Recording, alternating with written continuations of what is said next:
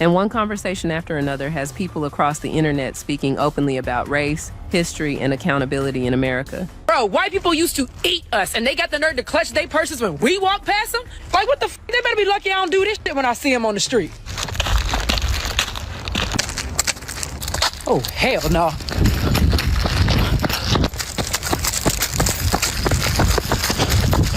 Hey, yo, why we running? Niggas, a white person coming and they look hungry. Oh, hell no! You use words, they use bullets. This is the man who shot Charlie Kirk. This is the man who shot Trump. This is the man who killed Melissa Portman. This is the man who tried to kill John Hoffman. This is the man who tried to kill Paul Pelosi. This is the man who killed an Obama-appointed judge's son. This is the man who hired hitmen to kill Democrats. This is the man who ran over a left-wing activist and killed her. This is the man responsible for the Austin bombing. This is the man who sent pipe bombs to Obama, Biden, and Hillary Clinton. This is the man who shot Gabby Gifford. This is the man who tried to kidnap Gretchen Whitmer. Oh, and this man, and this man, and this man, this man, this man, this man, this man, this man, and this man. This is the man who set Josh Shapiro's house on fire. This is the Oklahoma bomber. This is his accomplice. These are just a few of the men who beat police officers on January 6th. I can think of a few things they have in common, and it's not the way they use their words or their left-wing politics. Viral clips, personal stories, and emotional reactions have been flooding timelines, with many people sharing experiences they say they've carried for years. Y'all really surprised about what's going on in America? They used to eat us! Sorry. You put your trust in nigga, stupid hoe. How you figure? I heard a motherfucker say they're pulling us over, racially profiling us and sending us to jail. What? In America?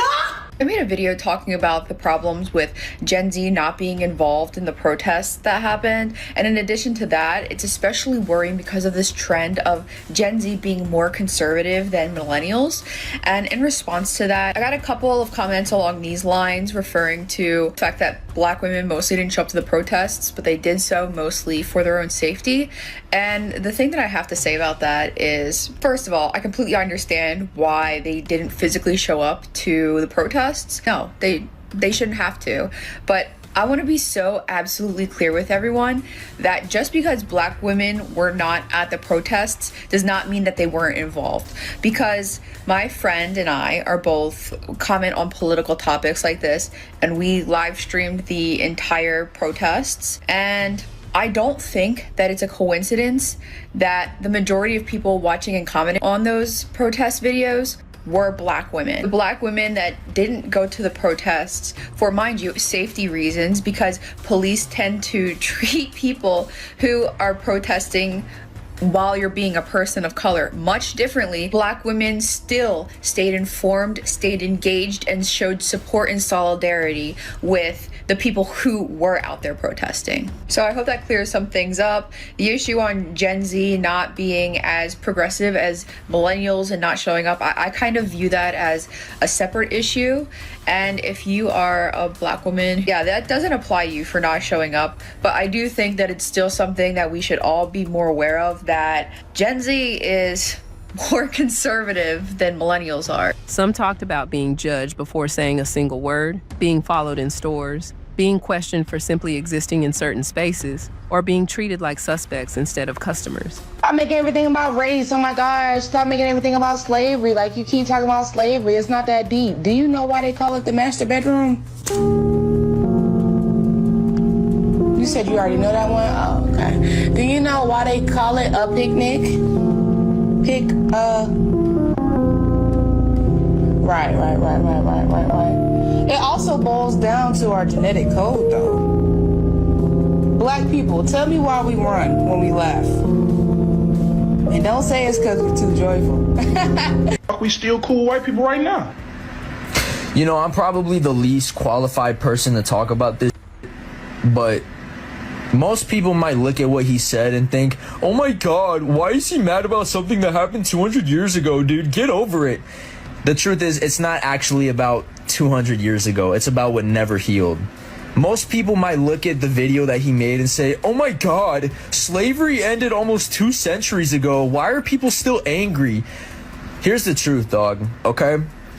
trauma does not disappear just because the calendar moves. Trauma gets passed down in families the same way eye color and height does. A grandma teaches her son how to survive in a world that treated her like she was less than human. That son teaches his child. The fear, the resentment, the distrust, it becomes culture when society never truly fixed the root. This is the truth, okay? White families, broadly speaking, get to pass down land, wealth, property, business, safety. Black families, again, broadly speaking, pass down survival skills, trauma, how to avoid getting killed by the police talks, pain, distrust. That's not 200 years ago. That's yesterday for them. That's yesterday for them. You understand? Bro, to be honest, and I could be wrong about this, I feel like the anger is not really about white people. It's about the system. Most black people don't actually hate individual white people. What they resent is the system that benefited white people, disadvantaged black people, and never fully corrected the imbalance. Put it like this, right? It's like if someone robbed your family for 10 generations and then said, let's forget about it, it's in the past. Meanwhile, they're still living in the house that they stole. That's what it feels like. The other thing too, bro, is that America never apologized, healed, or repaired. One story that especially caught people's attention came from a woman who said, after spending her own money in a store, she was still accused of stealing, but instead of walking away quietly, she stood her ground, demanded accountability, and made sure her voice was heard. Black people at this point, it's just time to move in silence. Whatever we do from now on, whatever we do to build our community, from now on, we cannot be putting it on social media. We can't be putting our ideas on social media because the people that's higher up are gonna try to have the upper hand on us. But when you don't put your business on social media and we keep it amongst ourselves and we move in silence, it scares a person. They don't know how to deal with someone who moves in silence. That's the problem with us as black people. We talk too goddamn much and we put our stuff out there. And that's why we can't never have nothing, because people have already beat us to the punch. Shut up, be silent, speak among each other from now on. That moment alone sparked thousands of reactions online, with many saying it represented something much bigger than one misunderstanding. Hey, white people, let's talk. Sometimes I forget that white people aren't as engaged with Black creators on this app and in the world as I am. So there was something over the weekend that I thought everybody was very well aware of, but I'm understanding that that's not the case. I was talking to my mom today, and she and my brother went to a protest on April 5th to protest Trump and all of the things that have been happening for the last couple of months. So she was telling me about her experience, and she said it was like a love fest. It was so nice to be with all of these people, thousands of people, and everybody signs and all this stuff. And I said to her, did you notice that there weren't many Black people there, if any? And she was like, yeah, actually, I did notice, and I was confused, and I was like, I thought Black people were really upset about him too, and I didn't understand. This is my mom talking. So I explained to her that 92% of Black women and 80-some% of Black men did what they were supposed to do back on November 5th, and they are now resting, and they are not participating in these here protests. And that there was a concerted effort for Black folks to stay home yesterday on April 5th. And to be honest, I think she's still confused about the why, but I'm working on that. But do yourself a favor and follow Black content creators here on TikTok, because you will learn so much and you will be able to use your new knowledge to help educate the people that you are in proximity with. I would like to say to this gentleman and all other people who are not blessed with melanin at this point in time to understand that what has happened in our history is that you have been misinformed as much as we have been misinformed.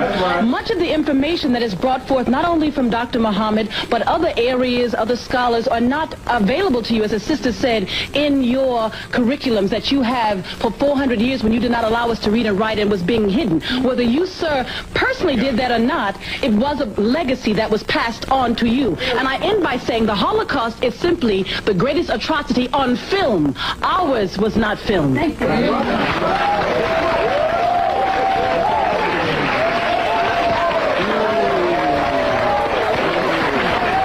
As more videos started surfacing, the conversation became deeper. People weren't just talking about individual moments anymore. They were talking about history, generational trauma, and why so many emotions still exist today. And gang, slavery was so bad. I don't even know how to. I'm not so desperate to live around white people that I'm willing to be treated like dog shit. I really don't care. That I like. Is that what you think I want to feel like? I want to live amongst white people so I could feel like I made it or something? I don't give a f. You will maintain this safe place for yourself, for your art. You don't think you will ever change and write books that incorporate white lives into them substantially? I have done. In a substantial way? You can't understand how powerfully racist that question is, can you? Because you could never ask a white author, when are you going to write about black people? Whether he did or not, or she did or not. Even the inquiry comes from a position of being in the center. And being used to being in the center. And being used to being in the center. And saying, you know, is it ever possible that you will enter the mainstream? It's inconceivable that where I already am is the mainstream. Many creators explain that the anger people are seeing now isn't simply about the past. It's about wounds many believe were never fully healed. Like how much fun I'm having at that party. Once white women start getting drunk, I'm going home. I'm going to the house. This whole grew up talking about some, oh my God, she's drunk, can you help us? No, you can go to hell. There's only ever been one time where somebody's accused me of stealing after I paid for something, and I paid like for a whole cart of shit, and then this white woman at the front of the store was like, we're gonna need to see your receipt. And I was like, oh yeah, okay. And she looked at the receipt, and then I was like, okay, so now I want you to return all of this. And she's like, no, it's a misunderstanding. There was another lady in front of you and she didn't know. I'm gonna want you personally to return all of this. I want to watch you.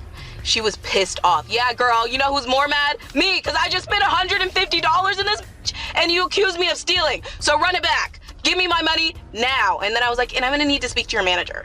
She did not want to get that manager. Manager came out. You know I love to cry to make people feel bad. She just accused me of stealing after I spent all this money. Manager gives me a gift card.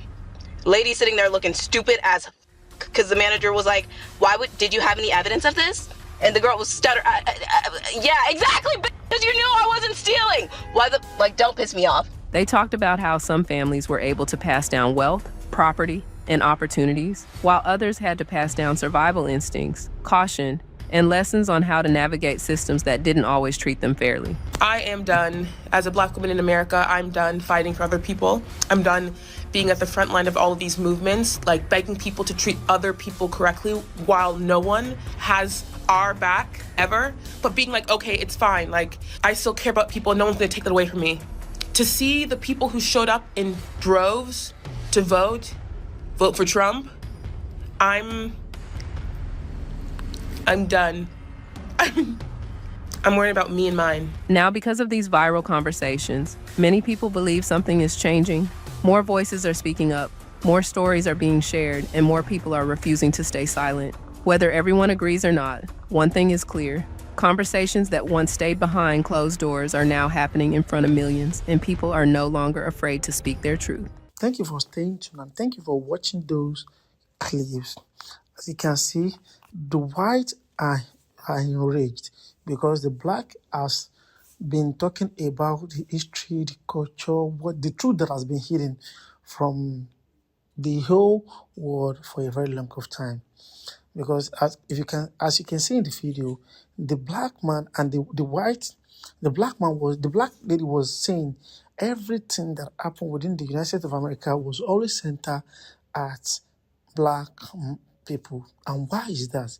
Was it because of their color, or was it because of their race, or was it because of their skin color?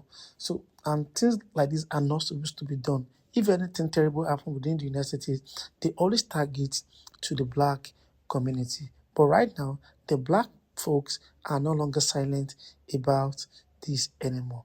Thank you. Drop your thoughts in the comment section and let's dive into something more related to this. And if you enjoyed this video, give us thumbs up, share with your family and friends, and do subscribe to the channel for next video.